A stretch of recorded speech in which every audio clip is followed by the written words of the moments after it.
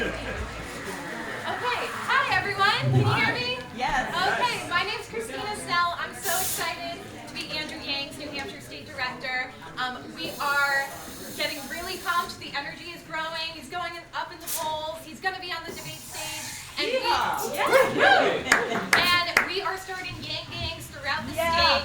I'd love to talk to you more about it. I'll be there with my clipboard and my business cards. Let's get Yang Gangs going throughout New Hampshire and win this primary. So I'm so happy to introduce Andrew Yang. Thank you. Hello everyone. Thanks for being here.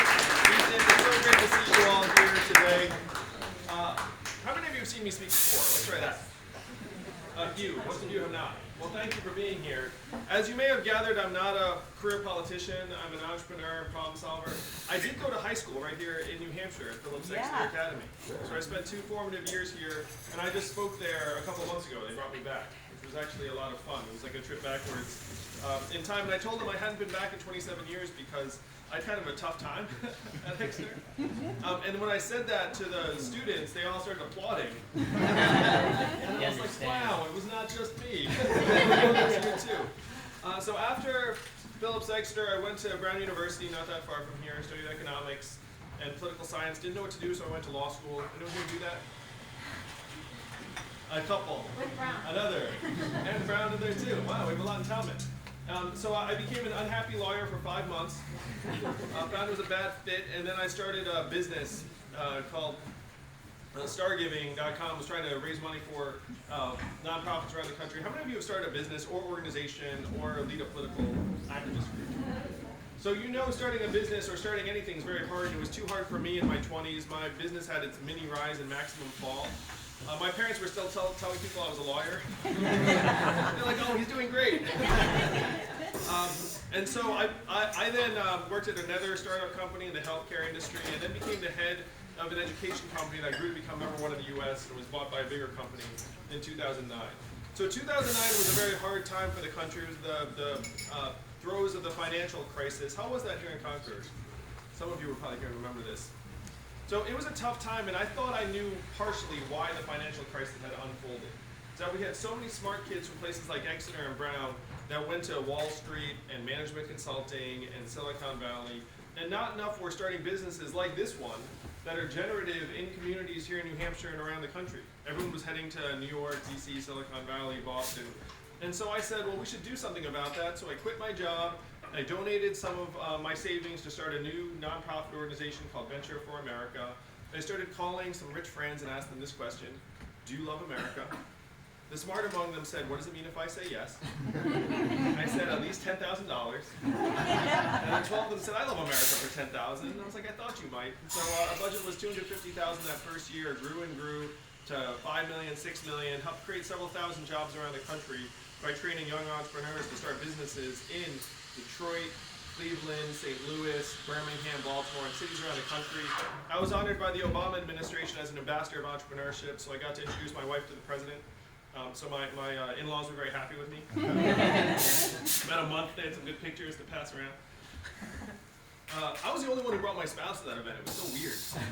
It's like everyone else was like, here's my chief of staff. I was like, how do you guys stay married? So that's what I did for the last 7 years, helping create several thousand jobs around the country. And then Donald Trump became our president in 2016. How did you all react to his victory in 2016? Tears. Tears of sadness.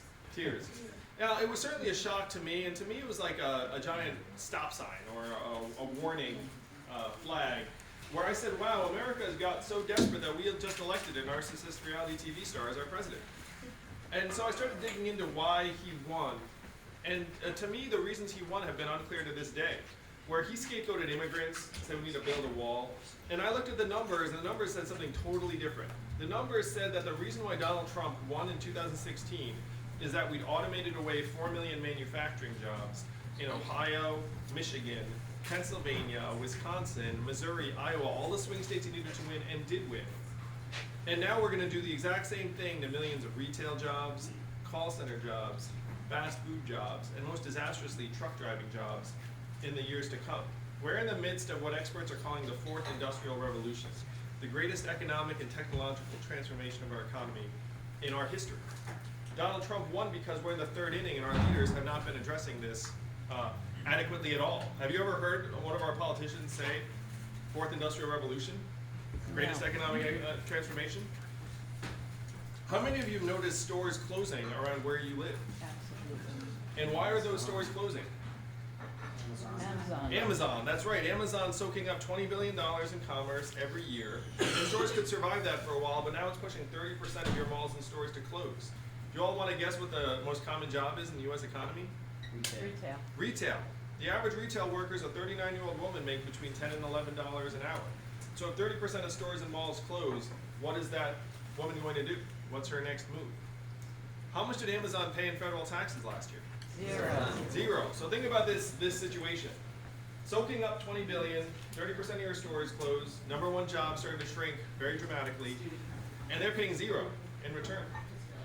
This is what the Fourth Industrial Revolution looks like on the ground in real life. And so there was a lot of confusion around why Donald Trump won, and I said, oh my gosh, like we have to let people know.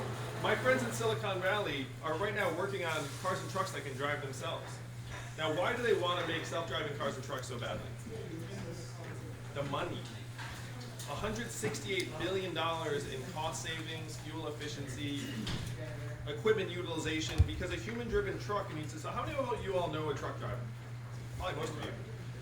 Driving a truck is the most common job in 29 states. There are 3.5 million truck drivers in this country, average age 49, 94% men, average salary about $46,000 a year. It's a very difficult, punishing job. But if you're a human driving a truck, you have to stop that truck after 14 hours and get out and go to sleep. And that's not even a choice. Your truck will actually start barking at you and say, it's time to go to sleep.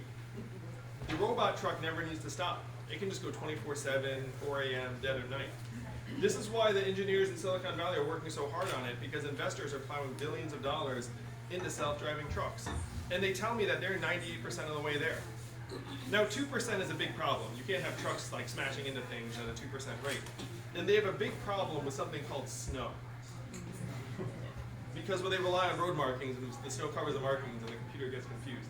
So the way they think they can overcome this last 2% is through something called teleoperators, which right now is going to seem sort of fantastic. I was having a conversation with one of my colleagues about, you guys remember the first time you actually watched quality video on your cell phone? And you were like, wow, we can do that now? And now it's commonplace. Now you're just like, oh, sure, I'll just watch a video. You guys remember that? Oh, yeah. So that's 3G, that's 4G, 5G is coming. And 5G is going to make it possible to have teleoperators beam into a truck and then look through that truck, the cameras in the front, and then drive that truck like a video game. So what's going to happen is the truck's going to be driving, the computer's not going to be sure what's going on, and so the computer then alerts a teleoperator in Nevada or Arizona, who then beams into the truck, takes control of it for a little while, and then the computer says, okay, I've got it again, and then that person beams back out. What do you think the ratio is going to be between teleoperators and the 3.5 million Americans who drive a truck? Maybe 5%? Yeah. So what's going to happen to these 3.5 million drivers around the country? Dozens of them protested earlier this year. They did something called a slow roll, which is they just started driving slowly down the highway. And they did it in every lane, and so the entire highway then started slowing to a crawl. And everyone was like, what is going on? Why is this highway going so slowly? What were those truckers protesting? They were protesting the digital monitoring of their driving time. They didn't like the fact that their truck barks at them when they don't do things a certain way. How do you think the truckers are going to respond when it's robot trucks that can actually take their livelihood? I'm going to suggest it's going to be a disaster of epic proportions, and only 13% of truck drivers are unionized. This is not even a negotiation. For 87%, they're small business owners who've sunk tens of thousands of dollars of their personal savings into essentially mortgaging a truck. So imagine if you have your life savings tied up in trucks and all of a sudden there's a robot truck that never stops, and that's your livelihood. I would suggest that people will do very dramatic things in that situation. This is unfortunately not science fiction. This is real life. This is 2019. This is actually the reality we are facing. Now, I'm not anti-progress, but I think that more and more Americans can agree with the fact that we all need to share in that progress if we're going to be excited about it. Instead of just seeing the malls close and the cars and trucks drive themselves, and the AI start to take on call center work, which is another domino that's going to fall Now, when you call a customer service line right now and you get a bot, what do? Push zero. You push zero and you say human, human, human until you get a human on the line and you're like, oh, you get sigh of relief, human. And then I do the same thing. The bots are incredibly annoying. But we are perhaps 2 years away from the bot sounding like this. Hey, Andrew, how's it going? What can I do for you? And then I say, oh, I need this. Be like, sure, I'll do that for you. And you'll actually have a hard time even telling the difference between the bot and a human. So what's going to happen to the 2.5 million Americans who work at call centers, make $14 an hour? I mean, so this is the midst of the transformation we're in. This is all the stuff that I knew because I'd worked in technology for the last 17 years or so. And so when I saw Donald Trump win, I was like, it's not immigrants. It is technology that is pushing more and more Americans to the side. If you look at the stats, of the 5 million manufacturing jobs that were lost, 4 million were due to automation and technology and machines, and 1 million were due to globalization. And yet we're blaming globalization for 100%. So I went to my friends in Washington, D.C., and I said, what are we going to do about the fact that America right now is going through this historic transformation? We don't even understand it. Like, we're not talking about it. Certainly our government's not leading the way in meaningful solutions. And so what do you think the folks in Washington, D.C. said to me when I asked them, what are we going to do about this? Kick the can. Kick the can. It was worse than that. Think even darker. We can't talk about this. Yes, number one is we cannot talk about this. That's a direct quote. Wow. Number two, we should study this. That sounds very governmental. Number three, we must educate and retrain Americans for the jobs of the future. Learn to code. Yeah, learn to code. Right. And that sounds halfway responsible, but then I said, look, we're terrible at retraining. Do you all want to guess what the success rate was for government-funded retraining programs for displaced manufacturing workers? I'm anchoring you low, but it is low. It's 0 to 15%. So this is more or less a fantasy. Anytime a politician talks about retraining thousands of workers for the jobs of the future, it's lazy. And then they just go back to their salad. And when I went and then when I said, we're terrible at retraining, here are the numbers, here are the studies, you know what they said to me? I guess we'll get better at it.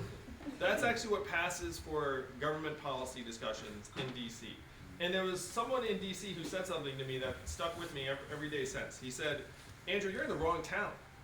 No one here is going to do anything about this set of problems. Because this town is not a town of leaders, this is a town of followers. And the only way that we will do anything about this is if you create a wave in other parts of the country and bring that wave crashing down on our heads here in DC. And I took that as a challenge. I said challenge accepted, and that's why I'm here with you today here in New Hampshire. So I've been running for president now, and if you're here today, you've probably heard this. There's an Asian man running for president who wants to give everyone $1,000 a month. And the first time you heard that, you were like, wow, that sounds like a gimmick. Very interesting. But then when you dig into it, you find this idea has been with us since the founding of the country. Thomas Paine was for it, called it the Citizens Dividend. Martin Luther King championed it, called it a guaranteed minimum income. And it was what he was fighting for in the year before he was assassinated. He was assassinated in 1968, and this was the focus of his work in 1967. Milton Friedman and 1,000 economists signed a study saying this would be tremendous for America, so much so that it passed the U.S. House of Representatives twice in 1971. It was this close to being law. Jamie Dimon, the CEO of J.P. Morgan Chase, just recently came out and said we should have a negative income tax in the United States, which would guarantee every American a certain income level. So this is not marginal, this is mainstream. Jamie Dimon, Barack Obama, Elon Musk, Mark Zuckerberg, like it goes on and on. Everyone's looking up and saying, what is the reality? The reality is we are automating away the most common jobs in this economy.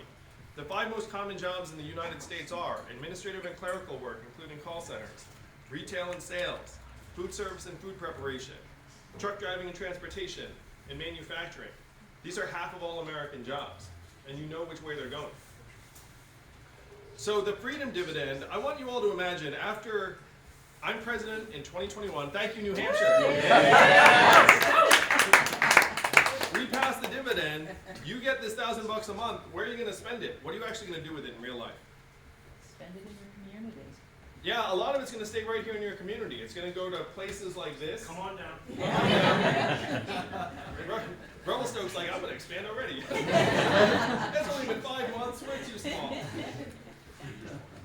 It's going to go to car repairs you've been putting off, and tutoring for your kids, and the hardware store, and healthcare, and all the things you currently spend money on. And most of it's going to stay right here in your community. Some of it's going to float up to Jeff Bezos and Amazon. You'll probably buy an extra toaster. But most of it stays right here. It circulates over and over through your economy. It grows your economy by more than 15%. It will help support 20,000 additional jobs here in New Hampshire.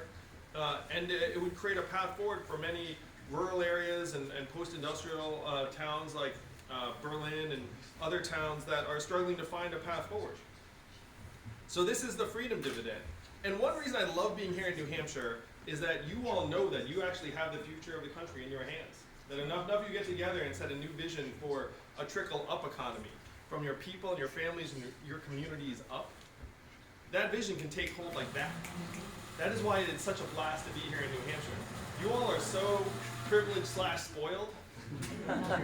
It's wild. Because other voters around the country, they look up and they say, my vote doesn't matter. They are largely correct. Their vote generally does not matter that much. Because we have giant pipes that are clogged with money, hundreds of millions of dollars, just gumming up the works. And it's going to take the people of New Hampshire embracing this vision and taking it to the rest of the country. But you can all make it happen. This is the trickle-up economy, the human-centered economy. So that's big move number one, the Freedom Dividend. And hopefully what started out sounding literally too good to be true now strikes you as something that would be not just helpful, but vital. It's the move we have to make. The second big move is we have to get healthcare off the backs of American families and businesses. It's totally messed up in an economy and wealthy that we're more stressed out about paying for treatment if we get sick or injured than we are getting well. And it does not need to be this way. We have plenty of resources. We're spending twice as much on our healthcare as other countries to worse results. So if we have our government actually negotiating on behalf of the American people, we can get the prices down and the access up very, very quickly. And the third big move, how many of you all got excited about GDP when you woke up this morning? You were like, I can feel I'm going to make a big contribution today. And I like to talk about my wife. My wife's at home with our 2 boys right now, one of whom is autistic. What is her work calculated at in GDP? Zero. What is the market value of her work at? Zero. Well, we know that's perverse. We know that her work is among the most challenging and important and vital work for our future. And so if GDP is a flawed measurement, because right now if robot trucks hit the highways, that's going to be great for GDP.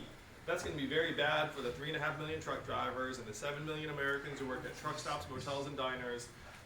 Our life expectancy has declined for the last 3 years. How many of you knew that? And why is it declining? Opioids. Suicides and drug overdoses. 8 Americans die of overdoses every hour now. And suicides have overtaken vehicle deaths for the first time in U.S. history as leading cause of death. Do you all want to know the last time American life expectancy declined 3 years in a row? The Spanish flu of 1918. It has been 100 years. We are in Spanish flu territory. We are disintegrating, and people are ignoring that reality on the ground because what we're worshiping GDP. How does that make any sense? Even the inventor of GDP said 3 things. He said this is a terrible measurement for national well-being, and we should not use it as that. We should include parenthood and motherhood because it's so vital. And we should not include national defense spending because it doesn't add economic value. So of course we ignored those 3 things, and now we're just following GDP off a cliff. So if we think that GDP is leading us the wrong direction, what measurements would actually get you excited? If I said, hey, this got better, what would actually make you say, wow, that actually makes me happy? Life expectancy. Yes, health and life expectancy, right? If health and life expectancy was your measurement of progress, we'd be in a deep recession right now, and everyone would be freaked out about it, as we should be. What else? Infant mortality. Infant mortality. How is it that we have lower infant mortality than over a dozen other countries when we are the richest economy in the world? Incarceration rate. Again, we're much, much higher than other developed countries. How about mental health and freedom from substance abuse? We'd actually make that a measurement of societal progress. How about childhood success rates? Proportion of elderly that can retire in quality circumstances? How clean our air and water are? These are actually things that would make you excited. If I were to say, hey, guess what? Our kids got healthier, less people were hooked on drugs, and your environment got cleaner, that would actually make you really happy. And that's what we can use as our measurements of economic and social progress. And as your president, I will just go down the street to the Bureau of Labor and Statistics and say, hey, GDP, really old and out of date, kind of useless. We're going to update it to these measurements that will tell us how we're doing, and I will present them to you every year at the State of the Union. I'll be the first president to use a PowerPoint deck. And this would actually get us focused on how we can move our society forward. So those are three big ideas: the Freedom Dividend, Medicare for all, which is obviously not just me. I mean, just about every Democrat worth their salt is. And the American Scorecard, a new way to measure economic progress for a trickle-up economy and a human-centered economy. So these are some of the big ideas that are driving my campaign. I do want to touch on climate change, raise your hand if climate change is a very, very important issue to you. So climate change is a very important issue to me, and it should be to everyone. The last 4 years have been the 4 warmest years in recorded history, so it does not take a scientist to know that climate change is real and accelerating. But I do want to say, so I'm for rejoining the Paris Accords, I'm for a carbon fee and dividend, I'm for investing hundreds of billions into more renewable infrastructure. But I do want to say that these issues are more related than most people believe. And that if you have pervasive financial insecurity where 78% of Americans can't pay or are living paycheck to paycheck, 57% can't afford an unexpected $500 bill, and then you go to them and say, we need to worry about climate change, some of them will look at you and say, I can't pay my bills. The penguins can wait in line after me. And that's unfortunate, but that's the way many Americans will respond if they have this mindset of scarcity, that their head's down, and that's the norm. Like, I'm not describing some unusual circumstance, that's most of us. Now, we can control our capital flows much more powerfully and effectively than we can control just about anything else. So imagine this, right now, mindset of scarcity is winning in this country about 60-40. Everyone gets $1,000 a month, and people are like, wow, that happened? Like this is something the government's doing that I actually love. And then you go back to them and say, we need to address climate change as fast as possible. Then they're much more open to it because you've gotten this boot off of their throats. You've reversed the mindset of scarcity from 60-40 to 40-60. Where now more and more people are looking at their kids saying, like, wow, we have to leave the planet in better shape for them. So we can accelerate meaningful adoption of renewable energy and things to address climate change if we address financial insecurity. The two are very, very much linked. So these are the main ideas of my campaign, and I'm going to speak just a little bit. Now you all, I love being here in New Hampshire because you're like, some people ask me about this process, and they say, hey, what do you think about the fact that New Hampshire has so much power? And then I say, I have to say that if someone else had that much power, they would have no idea what to do. You know what I mean? Like, you have a very, very advanced, developed political culture. And I know this in part because I've been doing house parties in the state, and someone would literally say to me, Barack Obama stood where you were standing, or Jimmy Carter stood where you were standing. And you realize they're not just comparing you to the other candidates here in 2019, they're comparing you to other candidates that they've seen over the years. And so, however the process got started, you all now have all of this built up wisdom that's being used to select the next president. And there is one person here in New Hampshire who said to me that there's something very special about seeing someone in person because you get a sense of them after 5 or 10 minutes. And this quote, don't knock me for this, but he said, you could tell Rudy Giuliani was an asshole in about 2 minutes. What took him so long?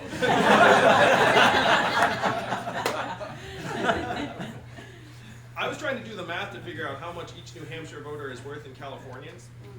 Let's just say the number is quite high. If you look at this room, you see maybe 50 New Hampshire primary voters. I see approximately 50,000 Californians.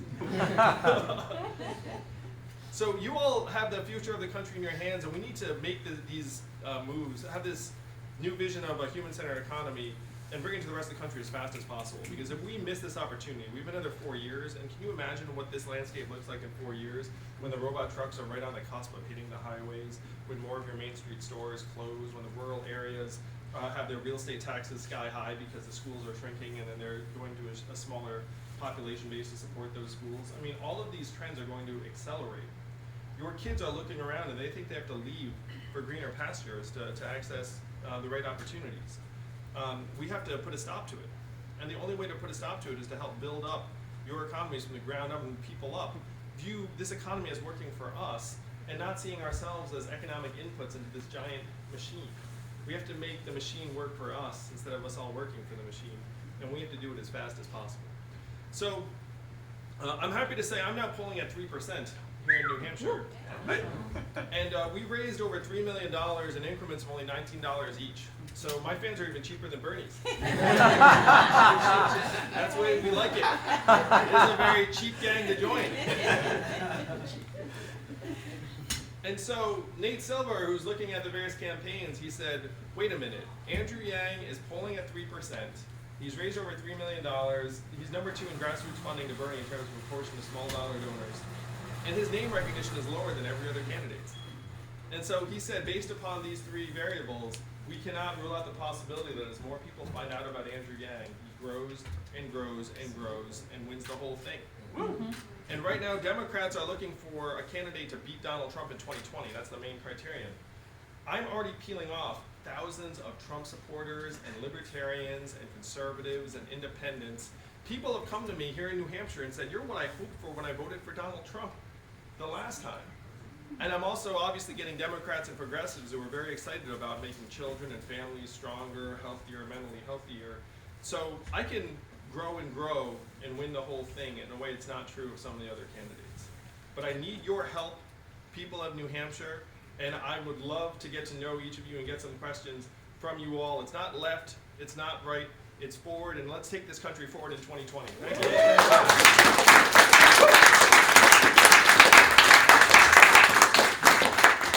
Thank you. Questions? Yeah, sir. Nice job on the exchange this morning. I'm glad you're willing to look at cutting the military budget. But what do you see America's role on the world stage? Do you see us being the world's policeman, a disinterested observer, or just judge, jury, and executioner? What is the role? I don't think I would agree with any of those. But I will say that I believe that our strength abroad is reflective of our strength at home. So right now, many of our allies and partners view us as erratic and unreliable because we've been disintegrating at home for a number of years. It led to Donald Trump being president, and now they're not sure whether they can count on us. And so job number 1 is to make ourselves strong at home and then be able to project a steady and reliable foreign policy that people know won't change every 4 or 8 years. And so the goal is to become much more restrained and judicious, to take on missions that we know we can actually accomplish our goals in a reasonable time frame, and rebuild our partnerships and alliances so that other countries want to work with us to help resolve some of the bigger issues around the world. Because the days of America going it alone, we have spent over $2 trillion, lost thousands of American lives, cost tens of thousands of non-American lives, sometimes to very, very unclear benefits for us or the people that we might have been trying to help. So that gives you a sense of what I think America's role is in the world. But we have to take care of ourselves here at home first and foremost in terms of just making our people stronger. Yes? Yes, Andrew, I do work with nonprofits, so I appreciate your background there. I have a theory that the most challenging board chair is someone who's been an entrepreneur, because he or she is used to making all the decisions and it's not collaborative. And there's nothing more collaborative, frankly, than running the federal government. You can't fire your congressional. Yeah, I agree. You can't fire Congress. You can't at once replace the judges. What are your experiences with collaborative leadership? Alan, right? Yeah. So what Alan That's a point, Andrew. So what Alan said is exactly the truth of running a nonprofit in particular. Because I thought you were going a different direction, which is there's nothing more collaborative in my experience than running a nonprofit.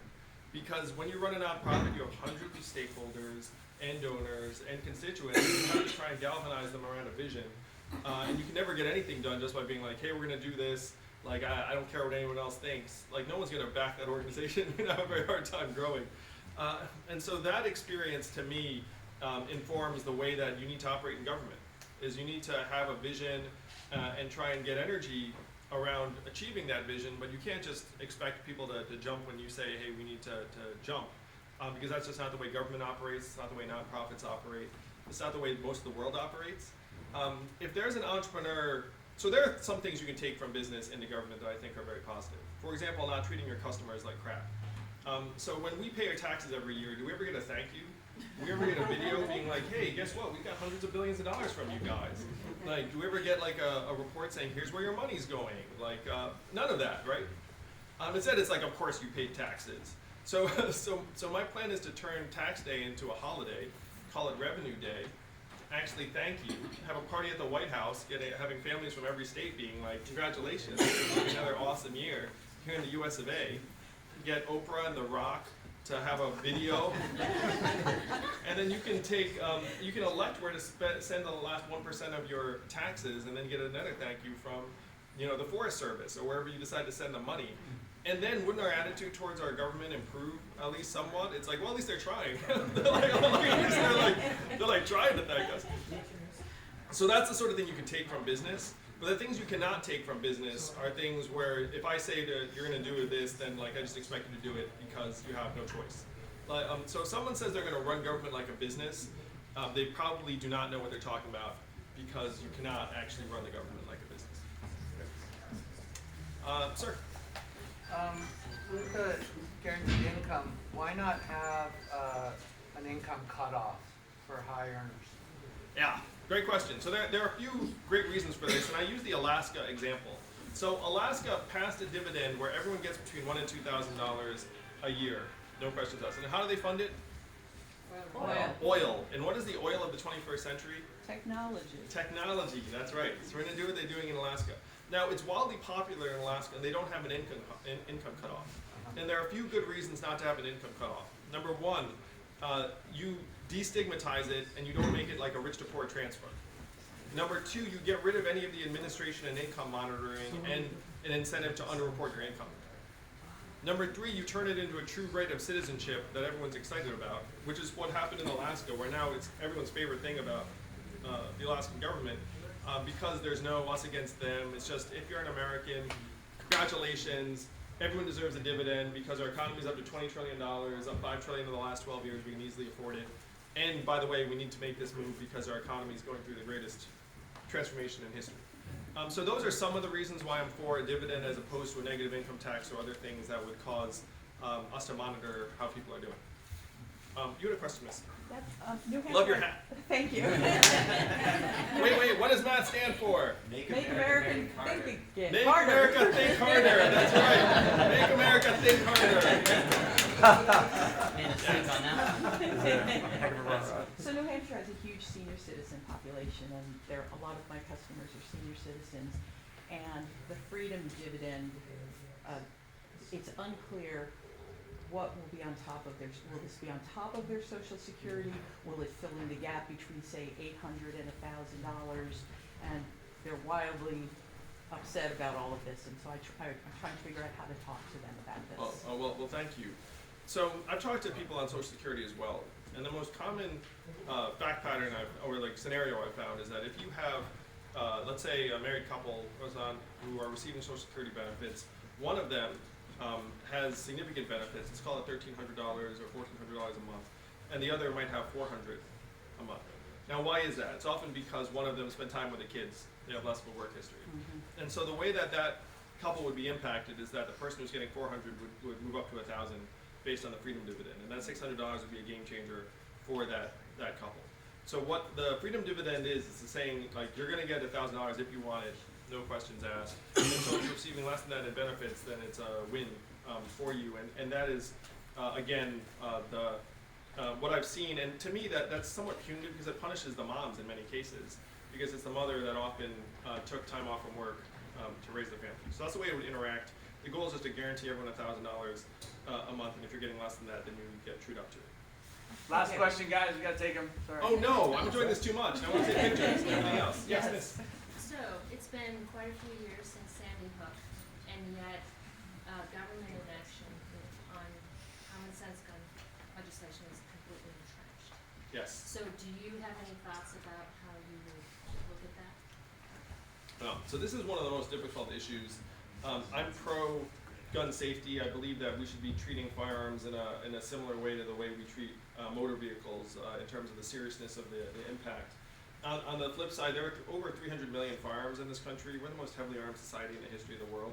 And it's going to be very hard to change frankly, the pattern of shootings that's developing. And so I'm for trying to move forward on common sense gun legislation that the vast majority of Americans will agree on.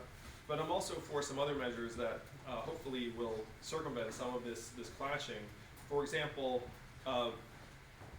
upgrading firearm owners' guns to high-tech guns that only they can fire based upon the grip of the gun. So what you can do is you can customize the gun so that it'll only fire if a particular owner has it. And some owners would really dig that because it makes their gun cooler. But it also makes us all safer because if the gun goes into someone else's hands, it can't do us any harm. So if their son comes home and takes that gun and tries to do something with it, it's useless. So there's some things we might be able to do that help make us safer at the margins. The other thing I would invest in a huge way that everyone can get excited about is a mental health initiative. Because we have a mental health crisis in this country. Anxiety, depression, emotional problems, all at record highs. Stress levels also at record highs. So again, how can you be cheering GDP if we're all more stressed out than we've ever been, and more depressed, and more anxious?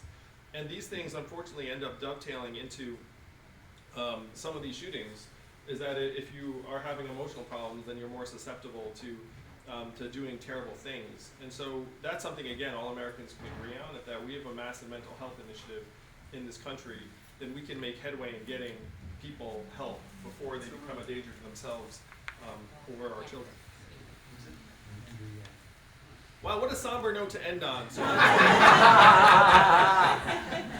to be a little. Does anyone have a happy question? It's not a question, Yeah, but I yes, happy questions. Happy question. Fire away, sir. You're too nice. You need to get nasty with some of the billionaires, some of the corporations. Pick a target and go after them. You're very nice. Maybe you are the fist in the velvet glove, so to speak, but you need to be meaner. People in New Hampshire are very nice. They're very nice, but they also like people who are doing bad things, malefactors of great wealth. Some of the plutocrats and the billionaires, Shelley Allison, Tom Steyer, all sides billionaires are doing bad things. Maybe point it out and go after them. Bernie is very good at that. I gotta give him credit. Oh no! That's a very interesting. Is this uplifting? It's No. Good fight, happy warriors. Right. So certainly, I'm very passionate about how we can improve Americans' day-to-day lives, and that's where I'm focused. To the extent anyone has a really vicious agenda where they're trying to keep it from happening, I'll fight. Wow, good. But trying to improve our lives, I think, is something that most Americans are excited about. And it's to me, if someone gets in the way of the agenda, then I'm very happy to throw down. Yes. I have a social sciences background, and I really like hearing you talk about meeting the needs of people on a daily basis first before they can, grasp the other concepts like climate change and so on. There is some study on this. It's called Maslow's Hierarchy of Needs. Yeah. Do you know it? Yeah, I was do. going to say check it out, and it really provides backing for what you're talking about. Well, thank you. I really appreciate it. There's some other research on something called scarcity, where if you have a scarcity of money or time or companionship or food, it has the net effect of lowering your rationality and IQ by 13 points, or 1 standard deviation. So if you have the sneaking feeling that many of our fellow citizens are getting less reasonable and rational, we probably are, because if you introduce pervasive financial insecurity into a population, that's what the studies show would happen. And so it's related to Maslow's hierarchy of needs, but it's also the scarcity research. And so it's amazing what just taking the financial insecurity off of someone's mind will do for their outlook. Let's make it happen for all Americans. Yeah.